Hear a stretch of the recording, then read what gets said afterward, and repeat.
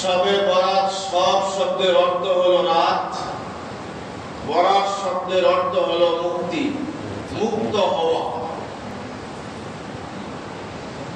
এই রাত্রে আল্লাহ রাব্বুল আলামিন অসংখ্য অগণিত গুনাহগার মানুষকে জাহান্নামের আগুন থেকে মুক্তি দিয়ে দিবেন। এই রাত সম্পর্কে আমাদের এই দেশে কিছু মতবিরোধ আছে। এক শ্রেণীর মানুষ অনেক বাড়াবাড়ি করে, ফলে হাদিস শরীফের মাধ্যমে যতটুকু আমলের কথা ছিল তার থেকে অতিরিক্ত কিছু অতিরিক্ত করেছে। এই জন্য অনেকে এই রাতের ইবাদতই করা ছেড়ে দিয়েছে। কেউ কেউ এই বরকতময় রাতটাকেই ইবাদতের রাত বলে অস্বীকার করে।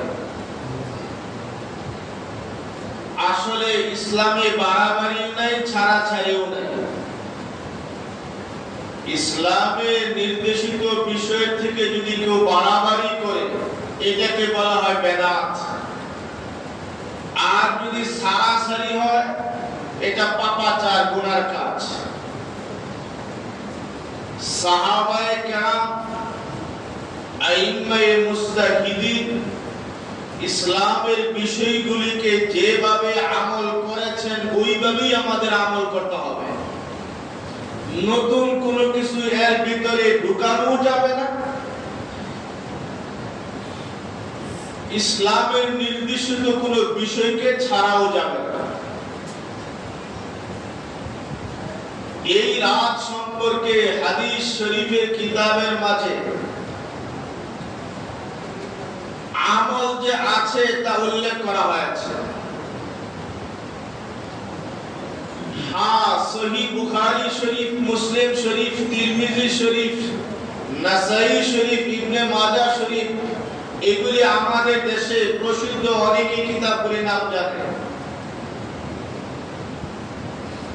কিন্তু সহিহ বুখারী শরীফ, মুসলিম শরীফ, নাসাই শরীফ, আবু দাউদ শরীফ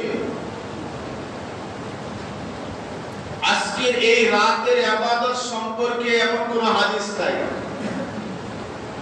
কিন্তু অন্যান্য সহিহ যে হাদিসের কিতাব আছে ওই সব কিতাবের মাঝে আজকে রাতের আমল সম্পর্কে হাদিস উল্লেখ করা আছে। ইবনে মাজাহ শরীফের মাঝে আছে, তিরমিজি শরীফেও আছে, বিশুদ্ধ কিতাব সহিহ ইবনে হিব্বানের মাঝেও আছে। চার ইমামের ইমাম আহমদ ইবনে হাম্বল রাহমাতুল্লাহ আলাইহির কিতাব মুসনাদের মাঝে উল্লেখ করা আছে। এইজন্য হাদিস দ্বারা আজকের এই রাত যে গুনাহ মাফের রাত, ইবাদতের রাত, এটা প্রমাণিত। এইজন্য আজকের এই রাতে আমরা ইবাদতে কাটাবো। যারা বলে এই রাতে ইবাদত নাই তাদের কথা সঠিক না। আজকের রাত ইবাদতের রাত, গুনাহ মুক্তির রাত, আল্লাহ রাব্বুল আলামিনের কাছে দোয়া করার রাত। এটা হাদিস দ্বারা প্রমাণিত। রাসূল করিম সাল্লাল্লাহু আলাইহি ওয়াসাল্লাম হাদিস শরীফের মাঝে উল্লেখ করেছেন, ইযা কানা লাইলাতুন নিসফি মিন শাবান ফাকুমু লাইলাহা ওয়া সুমু নাহারাহা। শাবান মাসের মধ্যবর্তী 15 তারিখের রাত যখন শুরু হয় তখন রাত্র তোমরা জাগরণ করো, দিনের বেলায় রোজা রাখো। কুমু লাইলাহা, রাত্রে তোমরা ইবাদতে কাটাও। কি ইবাদত? নফল ইবাদত। আর রাত যাওয়ার পরে যখন দিন শুরু হয় রোজা রাখো। হাদিস শরীফের মাঝে আছে, ফায়াগফিরু লিআকসারা মিন আদাদি শা'রি গানামি কালবি। এই রাত যারা ইবাদতে কাটায়, আল্লাহ রাব্বুল আলামিন আরব দেশের বনু কালব গোত্রের মাঝে যত বকরি লালন পালন করে, এই সব বকরির গায়ে যে পরিমাণ পশম, আল্লাহ রাব্বুল আলামিন এই পরিমাণ মানুষকে ক্ষমা করে দিবেন। সুবহানাল্লাহ। মা সাবাতা ফি সুন্নাহ কিতাবের মাঝে উল্লেখ করা আছে। সুতরাং আমাদের এই রাতটা ইবাদতে কাটাতে হবে। আমি পিছনের বৎসরগুলিতে বলেছিলাম, এই রাতে হাদিস দ্বারা কয়েকটা আমল পাওয়া যায়। যে হাদিস আমি উল্লেখ করেছি, হাদিসে দুইটা আমলের কথা উল্লেখ আছে। একটা হলো রাত্রি বেলায় জাগরণ করে নফল ইবাদত করা, নফল নামাজ আদায় করা, জিকির আজকার করা, কুরআন তেলাওয়াত করা, ইস্তিগফার করা, সালাতুত তাসবিহ পড়া, এই সব আমলগুলো এই রাতে করা। দুই নম্বর আমল হলো দিনের বেলায় রোজা রাখা। তিন নম্বর আমল হলো রাসূল করিম সাল্লাল্লাহু আলাইহি ওয়াসাল্লাম বলেছেন, فإن الله تعالى ينزل فيها لغروب الشمس إلى السماء الدنيا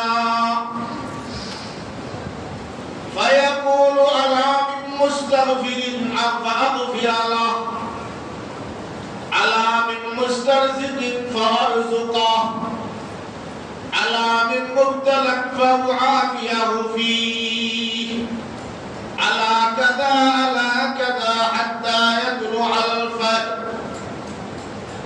এই হাদিসের মধ্যে রাসূল করিম সাল্লাল্লাহু আলাইহি ওয়াসাল্লাম বলেছেন, আল্লাহ রাব্বুল আলামিন এই রাতে বান্দার খুব কাছাকাছি চলে আসে।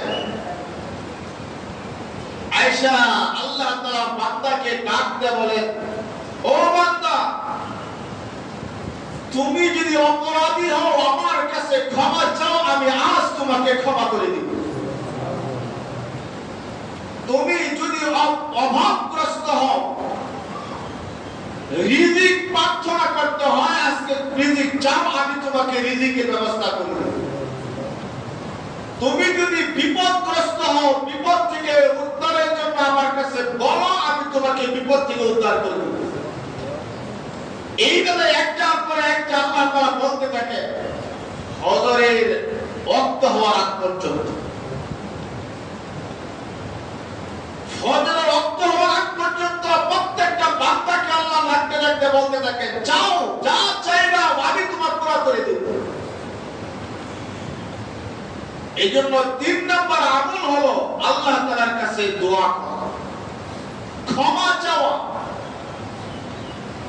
যে ধরনের বিপদে আছি আল্লাহর কাছে বিপদ থেকে বাঁচার জন্য দোয়া করা, আল্লাহমুখী হওয়া, ইস্তিগফার করা, এই হলো 3 নম্বর আমল। 4 নম্বর আমল হলো মা আয়েশা সিদ্দিকা রাদিয়াল্লাহু তাআলা আনহা বলেন যে রাসূল একদিন আসলে আমার ঘরে আসছেন এই বরাতের রাতে। আসার পরে জামা খুলতে লইছেন, কিছু খোলার পর আবার জামা পরিধান করছেন। রাসূল জামা পরিধান করে ঘর থেকে বেরিয়ে যায়। আমি মনে মনে চিন্তা করলাম, তাহলে রাসূল নিশ্চয়ই আমাকে বাদ দিয়ে কোনো সতীনের ঘরে চলে গেছে। আমি ঘর থেকে বের হয়ে রাসূলকে তালাশ শুরু করলাম, দেখি না আমার কোনো সতীনের ঘরে রাসূল নাই। খুঁজতে খুঁজতে মদিনার কবরস্থানে গিয়ে দেখি রাসূল কবরের সামনে দাঁড়িয়ে দোয়া করতেছে। গুনাহগার উম্মতের মাফের জন্য দোয়া চাচ্ছেন, ইসলামের জন্য যারা শহীদ হয়েছেন তাদের জন্য দোয়া করতেছেন কবরের সামনে দাঁড়াইয়া। এই হাদিস দ্বারা বোঝা যায় এই রাতে কবর জিয়ারত করা একটা আমল। নিজের গুনাহ মাফের জন্য দোয়া করা, আমার আত্মীয় স্বজন যারা দুনিয়া থেকে বিদায় নিয়েছেন ওদের মুক্তির জন্য দোয়া করা, ঠিক তদ্রূপভাবে ইসলামের জন্য যারা উৎসর্গ হয়েছেন, শহীদ হয়েছেন, তাদের জন্য দোয়া করা। এই ডাকা ছাড়া, আহ্বান ছাড়া একলা কি কবর জিয়ারত করাটাও এই রাতের একটা আমল। আরেকটা আমল হলো ভালো, যে কোনো আমল গ্রহণযোগ্যতা পাওয়ার জন্য পবিত্রতা থাকতে হয়, পবিত্র হতে হয়। এই জন্য এই রাত্রে গোসল করাটাও মুস্তাহাব। শবে বরাতের মাঝে এইসব আমল পাওয়া যায়। আমরা আজকের এই রাত্রে এইসব আমলগুলি করার চেষ্টা করব, আল্লাহর প্রতি রুজু হব, আল্লাহ রাব্বুল আলামিনকে ডেকে চোখের পানি ছেড়ে আমি আল্লাহ তাআলার কাছে মুক্তি মাধ্যমে জান্নাত নসিব হওয়ার চেষ্টা করব। চোখের পানি ফেলার হাদিস শরীফের মাঝে আছে, কোন বান্দা যদি আল্লাহর ভয়ে এক ফোঁটা চোখের পানি ছাড়তে পারে, আল্লাহ তাআলা ওই এক ফোঁটার কারণে জাহান্নামের আগুন তার হারাম করে দিবেন।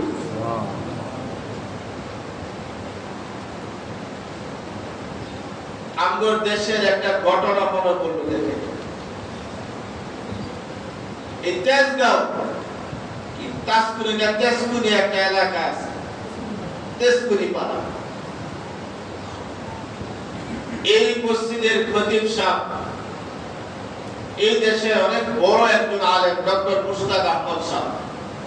উনি নিজে বর্ণনা করেছেন, ঘটনা বলেছেন, আমার মসজিদের একজন ধনী মুসল্লি ছিল, তার বাসায় শেরপুর এলাকার একজন কাজের মহিলা কাজ করত।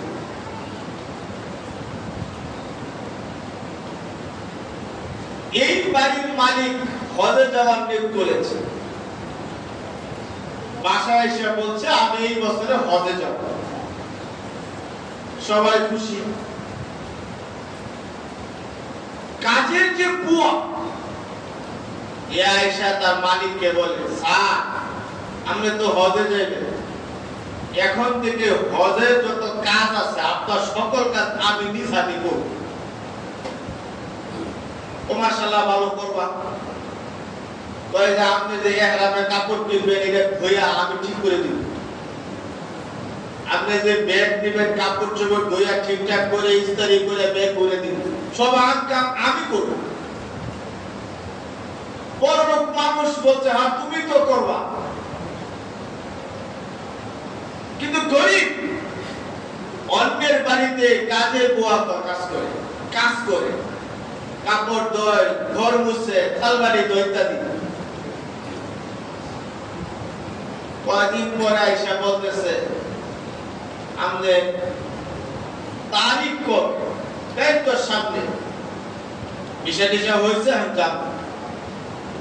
স্যার আমাকে 2 মাসের ছুটি দেবে। তুমি বললা আমার সব কাম কাজ গুছায় দিবা, আমার ইহরামের কাপড় ধোয়া ঠিকঠাক করে দিবা, আমি নেট করছি তোমাদের সবাইকে নিয়ে, আমার বউ বাচ্চা সবাইকে নিয়ে ঘর থেকে যখন বের হবো একটু দোয়া করে বের হবো, যখন নিচে যাবো আবার দোয়া করবো, গাড়িতে উঠে তোমাদেরকে নিয়ে দোয়া করবো, এয়ারপোর্টে উঠে দোয়া করবো, তুমি চলে যাবে আমার কাম কাজ গুছাবো কে? তখন আমার 2 মাসে লেগে ছুটি দেবে।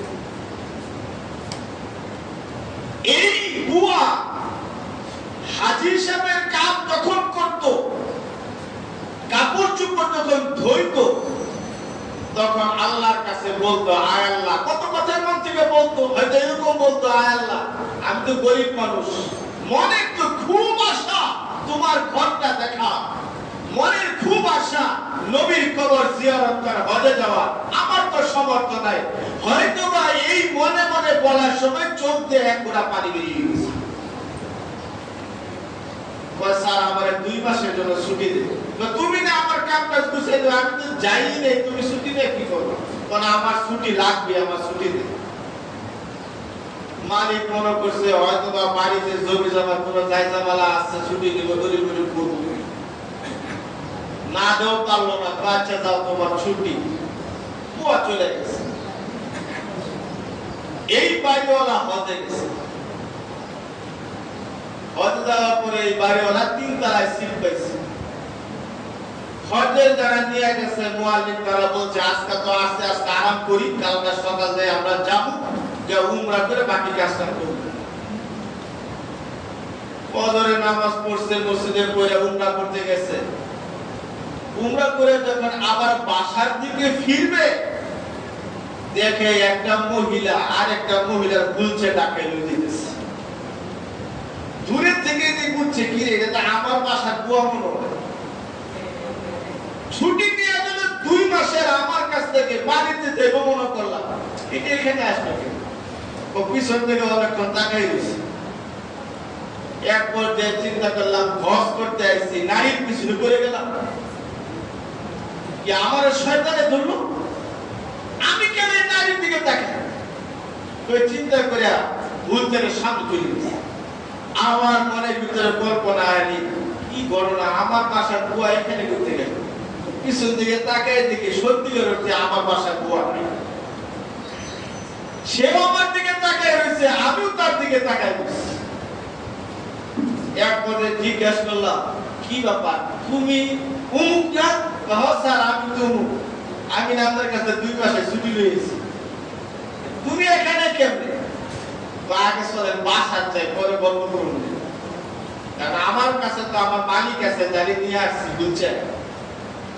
তাকে তো বাড়ি পর্যন্ত পৌঁছে দিব কষ্ট, পরে আমার করুন।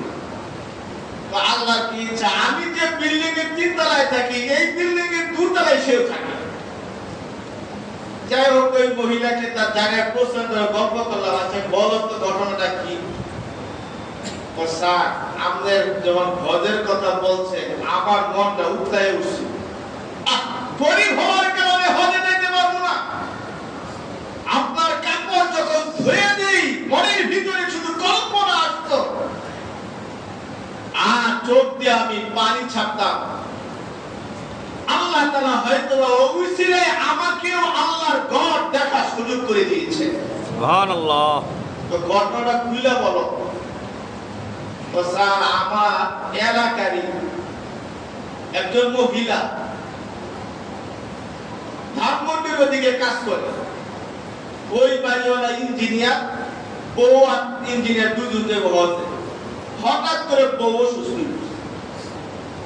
ডাক্তারের কাছে গেছেন, ডাক্তার বলছে না, আপনার বউ যে অসুস্থ, হজ করতে পারবে। এখন বিবি সাহেবের কথা হলো, যদি মারা যায় মদিনায় মরবো, এই দেশে মরবো না, এরপর আমি হজে যাব। শেষ পর্যন্ত সিদ্ধান্ত নিয়েছে হুইলচেয়ারে হজ করা বলে। হুইলচেয়ার ডাক্তারটা শক্তিশালী মুক্তকার। ওই তার বুয়ারে বলছে, আমি তো বুড়ি হয়ে গেছি, অসুস্থ, আমি হুইলচেয়ার ঠেলাতে পারবো। তুমি যদি ঠেলাঠেলি করতে না পারো, তোমার জানা মতে নামাজি ভালো কোন মহিলা আছে যে হুইলচেয়ার ডাকিয়ে দেব? ওই বুড়ি মহিলা বলতো, আমার একজন জানা মতে আছে, বাড়ি সে পুরুমুখ কাজ করে, তাহলে আজকে যাওয়ার খবর দেওয়া। আমার এবারে খবর দিল, জিজ্ঞাসা করছে তুমি কি হজে যাইবা? আমি তো হজে যেতে চাই, পাসপোর্ট আছে কোনটা? একদিনের ভিতরে বড় লোক মানুষ, ইঞ্জিনিয়ার মানুষ, বড় বড় ক্ষমতার সাথে 2 দিনের ভিতরে পাসপোর্ট বানায় ভিসা করে হজে যাওয়ার মত। বলেন তো দেখি, এই মহিলাকে হজে যাইবো কল্পনা করছে কোনদিন? জিজ্ঞাসা করছে কবে আসছো? আমি 1 সপ্তাহ হইলো আসছি। ধনী যে ধনী ভিসা হয়ে আছে, 1 সপ্তাহ পরে মদিনায় গেছে, আর যার পয়সা নাই গরিব, কল্পনা করতে পারে 1 সপ্তাহ আগে মদিনায় গেছে। সুবহানাল্লাহ। কি কারণে যেতে পারলো?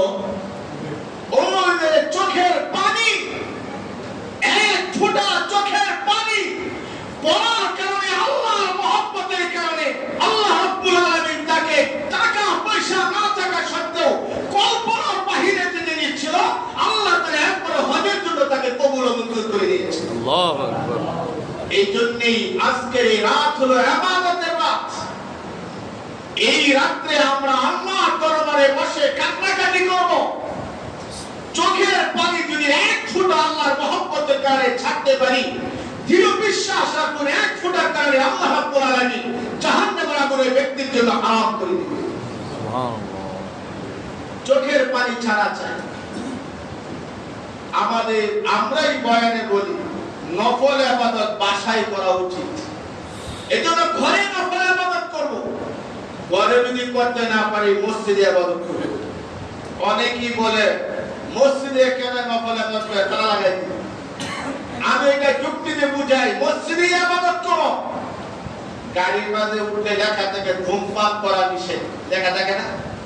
বলেন তো লেখার পরে ওই গাড়ির ভিতরে ধূমপান করে কি করে না? করে। নিষেধের পরেও বাংলাদেশের যে কোনো মসজিদে গেছে লেখা আছে ধূমপান করা নিষেধ, লেখা আছে? আজ পর্যন্ত কেউ কইতে পারবেন যে এই দেশে কোন মসজিদে ধূমপান করছে? লেখা আছে এরপরেও করে, লেখা নাই এরপরে করে না। কারণ কি? পরিবেশ।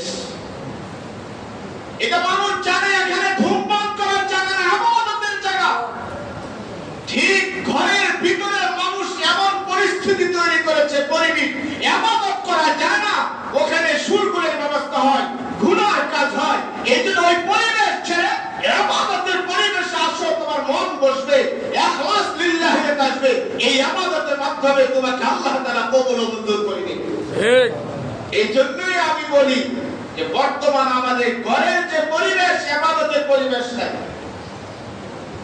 2-3 ভাই একসাথে থাকে, সবাই বিয়ে করছে, পর্দার ব্যবস্থা নাই। ঘরের ভিতরে গল্প গুজব হয়, ঘরের ভিতরে গান বাদ্য হয়, বেশিরভাগ ঘরে টেলিভিশন আছে। এটাও যদি না থাকে বড় একটা মোবাইল আছে। আমি ইবাদত করতে বসছি, বাচ্চা পেশাব করে দিছে, আর মা ডাকতে বলে বইয়া পড়ছে আল্লাহ বিল্লাহ করতে, কয়টা কাজ করবো, তাড়াতাড়ি পেশাবে বাচ্চা দৌড়াও, পেরেশানি। এই জন্য আমি বলি পরিবেশ ইবাদতের হলো মসজিদ। ঘরে যদি ইবাদতের পরিবেশ না থাকে, মসজিদে পরিবেশের ইবাদতের পরিবেশ আছে, মসজিদে ইবাদত করুন। মসজিদে ইবাদত করলে মন আল্লাহর প্রতি ঝুঁকে হয়, সবাই ইবাদত করে। এই ইবাদতের জন্য আমারও ইবাদতের স্পৃহা তৈরি হবে। মুহতারাম হাজিরিন, এই জন্য ইবাদত করা চাই। এই ইবাদতের মাধ্যমে আল্লাহ তাআলা আমাকে আপনাকে কবুল ও মঞ্জুর করে নেবেন। সব জায়গায় ঘরের ভিতরেও পড়ালেখা হয়, স্কুল কলেজ মাদ্রাসার ভিতরেও পড়ালেখা হয়, কিন্তু ঘরের ভিতরে একবার পরে দুইবার উঠে, এখন এইটা হইছে ওইটা হইছে ইত্যাদি। বাসায় থাকলে পড়ালেখা হতো না, আবাসিকদের আবাসিক কেন দেয়? যে কয়জন আছে সবাই পরামুখী। যে পরামুখী না সেও দেখে আমি একটা পড়ি না, সবাই তো পড়ালেখা করে, সুতরাং তাদের কারণে সেও পড়তে শুরু করে। ঠিক ঘরের ভিতরে যখন ইবাদত লাগে, আমি একলা ইবাদত শুরু করেছি, আর কেউ ইবাদত করে না, এজন্য আমারও ইবাদতে মন লাগে না। মসজিদে সবাই ইবাদত করে, আমি করতে না চাইলেও আমার ইবাদত করতে মন চায়। এইজন্য মসজিদে ইবাদত করলে ফায়দা বেশি। এইজন্য মসজিদের ভিতরে ইবাদত করুন। এই রাত্রে আমি বলেছি, এই রাত্রে রাসূলের দিনে বনু কালবলারা সবচেয়ে বেশি ছাগল লালন পালন করত। ওই এলাকায় যত পরিমাণ ছাগল ছিল, ওই ছাগলের যত পশম আছে, ওই পশমের বদলা সম পরিমাণ মানুষকে আল্লাহ তাআলা মাফ করবে। সুবহানাল্লাহ। এই জন্য আমরা ইবাদত করব, নিজে ইবাদত করব, ফ্যামিলির সদস্যদেরকে ইবাদতে লাগানোর চেষ্টা করব।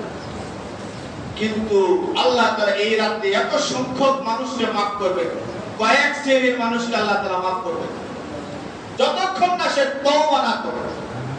এর মাঝে একটা হলো যারা শিরক করে, মুশরিক, আল্লাহর ইবাদতে শিরক করে, আল্লাহর জাতে শিরক করে, আল্লাহর সিফাতে শিরক করে, আল্লাহ ছাড়া অন্য কারো কাছে মাথা নত করে সিজদা করে, আল্লাহর কাছে সন্তান চায় না, অন্যের কাছে চায়, আল্লাহর কাছে রিজিক চায় না, অন্য কাছে কারো কাছে চায়। এই সব শিরক কাজে যারা লিপ্ত আছে, আল্লাহ তাদেরকে মাফ করবেন না। মুশরিকদেরকে আল্লাহ কখনোই মাফ করবেন না যতক্ষণ না সে তওবা করে ফিরে না আসবে। 2 নাম্বার হলো আত্মীয়তার সম্পর্ক ছিন্নকারী যে তাকেও আল্লাহ তাআলা তওবা করে ফিরে আসার আগ পর্যন্ত মাফ করবেন।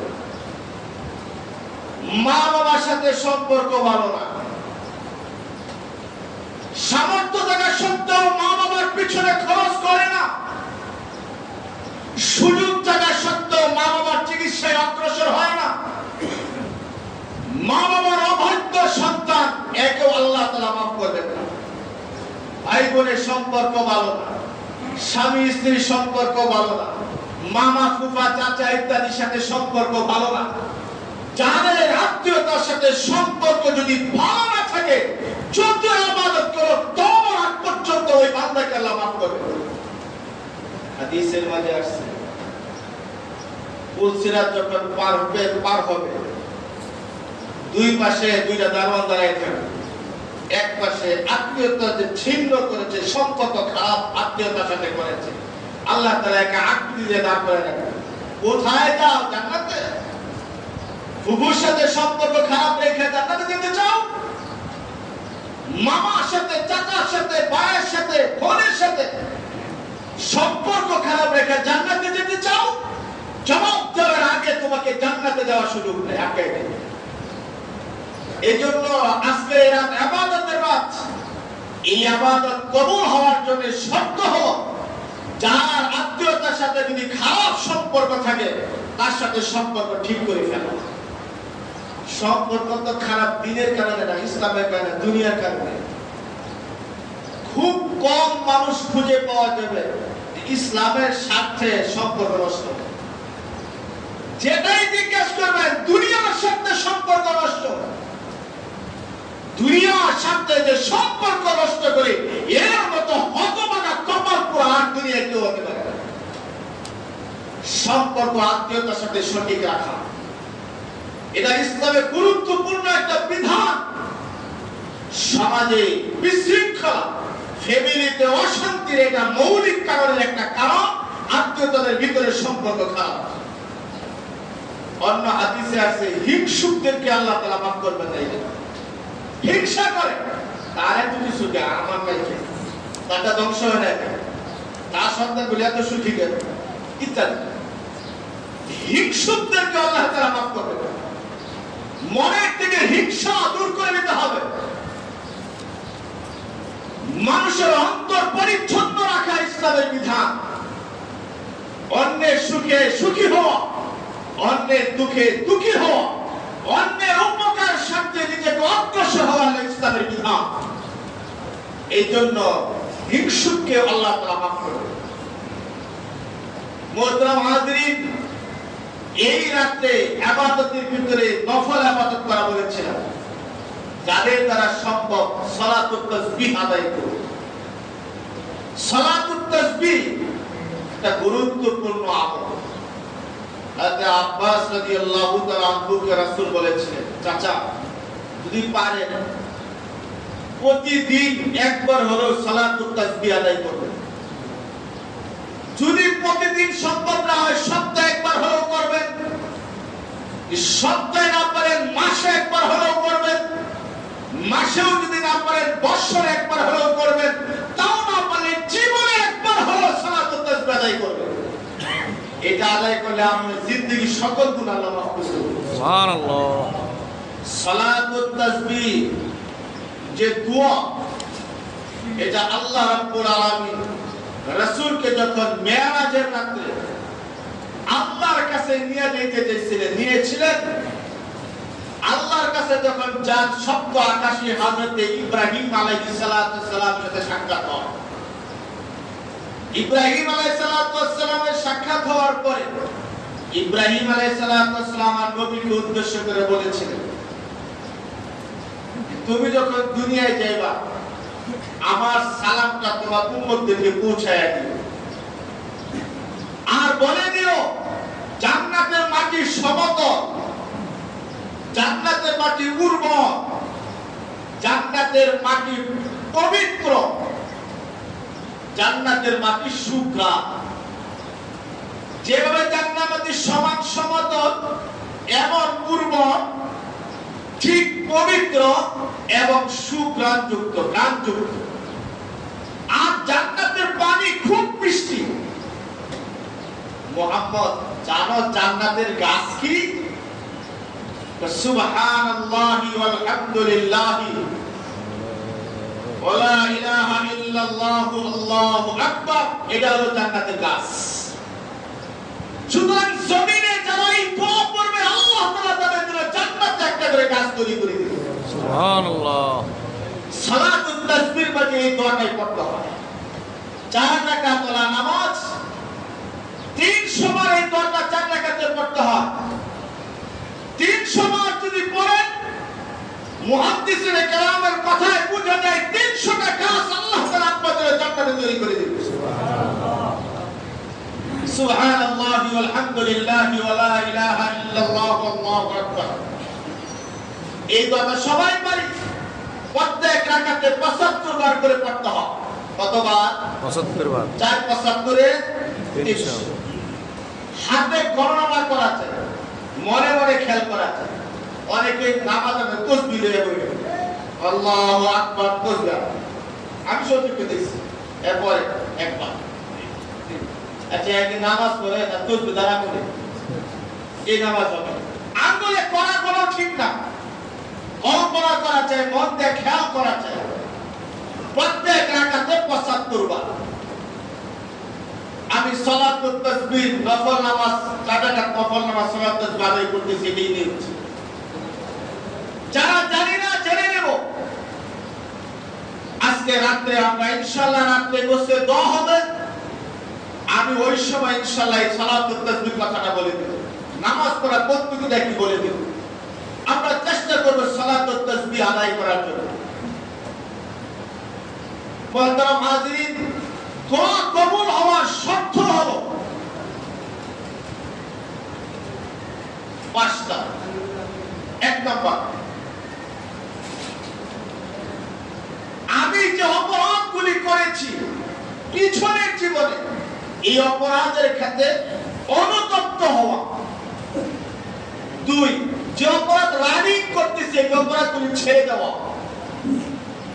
3, ভবিষ্যতে আমি এই অপরাধ করব না, এটা প্রতিজ্ঞাবদ্ধ হওয়া।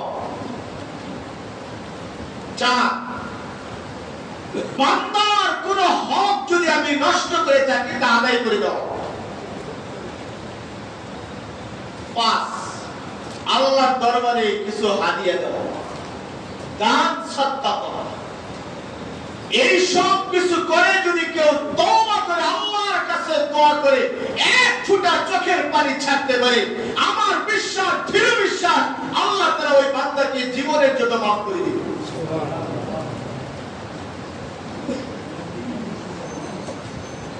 এই রাত আসলে ইবাদতের রাত। এজন্য আমরা যারা আল্লাহ রাব্বুল আলামিনের জন্য পাওয়ার জন্য আজকে রাতে দোয়া করব, তওবা করে নিব। এই 5 জিনিস সামনে করার নাম হলো তওবা। আমি পিছনের অপরাধের কারণে অনুতপ্ত হব, রানিং যে অপরাধগুলি করতেছি ছেড়ে দিব, ভবিষ্যতে আর কোন অপরাধের কাজ করব না, প্রতিজ্ঞাবদ্ধ হব। এবং বান্দার কোন হক যদি আমি নষ্ট করে থাকি তা আদায় করে দেব। এই 4 শর্ত পূর্ণ করে কোন বান্দা যদি তওবা করে আল্লাহ তাআলা ওই বান্দার তওবাকে কবুল ও মঞ্জুর করে নেবেন। আরেক কথা বললাম, কিছু পাওয়ার জন্য কিছু দেওয়া চাই।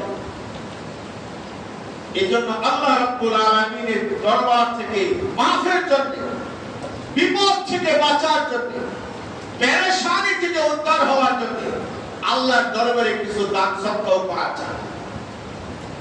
হাদিস শরীফের মাঝে আছে, দুনিয়ার জমিনে যদি কেউ দান করে, পরিমাণ বলা হয় না, দান করে, আল্লাহ তাআলা ওই দানের উসিলায় জান্নাতে তার জন্য বিশাল একটা গাছ তৈরি করে দেবে। ওই গাছের ডালা জান্নাত থেকে পৌঁছিরাতের উপর দিয়ে হাসরের ময়দানের দিকে ঝুলে থাকে। যারা দান করেছে গাছের ডালাটাকে ধরে আর ওই ডালাটাকে টান দিয়ে হাসরের ময়দান থেকে জান্নাতে নেওয়ার ব্যবস্থা করে দেবে। এই জন্য আল্লাহ রাস্তায় দান করুন। আমি গত জুমায় বলেছিলাম যে আমরা চেষ্টা করব দৈনন্দিন না হয় সপ্তাহে হোক আল্লাহ রাস্তায় কিছু না কিছু দান করা। গত জুমায় আমি বলেছিলাম এই কথাও যে কারা কত টাকা দানের ব্যবস্থা কল্পনা করেছেন, চিন্তা করেছেন, বোর্ড থেকে কয় টাকা কালেকশন করে নিয়ে এসেছে, বন্ধু বান্ধব থেকে, আত্মীয় স্বজন প্রতিবেশী থেকে, নিজেও দেওয়ার চেষ্টা করব, অন্য থেকেও দান মসজিদে যাতে করে আল্লাহ রাস্তায় যাতে করে চেষ্টা করব। যেহেতু দানের কথা আসলে মসজিদের কাজ চলছে আপনারা দেখছেন, এজন্য সকল কাছেই আমার উদাত্ত আহ্বান, প্রত্যেকেই মসজিদের যে দান বাক্সটা যায় বেশি বেশি দেওয়ার চেষ্টা করুন। এবং যারা আজকে টাকা নিয়ে এসেছেন, আজকে রাত্রে যাতে ইবাদত কবুল হয়, আমাকে আল্লাহ তাআলা আপনাকে মাফ করে দেন। প্রত্যেকে চেষ্টা করব আজকের ভিতরেই রাত্রে দোয়া করার আগেই আল্লাহ রাস্তায় যাওয়া। আল্লাহ তাআলা এর উসিলে আমাকে আপনাদের সবাইকে মাফ করে দেন। মুহতারাম হাজিরিন, এই রাত্রে আমাদের এই সমাজে খাওয়া দাওয়ার পিছনে অনেক শ্রম দেয়, হালুয়া রুটি বানায়, ইকিসালের সব করার অনুমতি আছে, খাওয়ানো না জায়েজ, খাওয়ানো জায়েজ, কিন্তু এই রাত্রে হালুয়া রুটি খাওয়াতে হবে, হালুয়া রুটি খেতে হবে, এই নির্ধারিত করাটার নাম হলো কুসংস্কার, রুসুখ। এই জন্য এই ধরনের নির্ধারিত করে আজকে রাত্রে আমাকে হালুয়া রুটি খাওয়াতে হবে, তৈরি করতে হবে, খাওয়াইতে হবে, এমন মনে মনে কল্পনা করাটার নাম রুসুখ। এইসব রুসুখ থেকে প্রত্যেকটা মুসলমানের বেঁচে থাকা উচিত। হ্যাঁ, গরিবকে খাওয়ানো, গরিবকে দেওয়া, গরিবকে নিজে খাওয়া, এগুলো ভালো কাজ। আল্লাহ তাআলা যেন আমাকে আপনাকে সবাইকে সঠিক পথে, সঠিক নির্দেশনা, ইসলামের নিয়ম অনুযায়ী, হাদিস অনুযায়ী আমল করার মতো তৌফিক নসিব করে। যদি সত্যি কেউ টাকা এনে থাকেন, কর্তৃপক্ষের কাছে পৌঁছায় দেবেন ইনশাআল্লাহ। আজকে রাত্রে যারা দোয়া চাবেন আগে জানাবেন, ইনশাআল্লাহ প্রত্যেকের উদ্যোগে দোয়া করা হবে। আল্লাহ তাআলা আমাকে আপনাকে সবাইকে আমল করার মতো তৌফিক নসিব করে দেন এবং আমাদেরকে সঠিক পথে চলার মতো তৌফিক নসিব করে দেন। ওয়া আখিরু দাওয়ানা আলহামদুলিল্লাহি রাব্বিল আলামিন।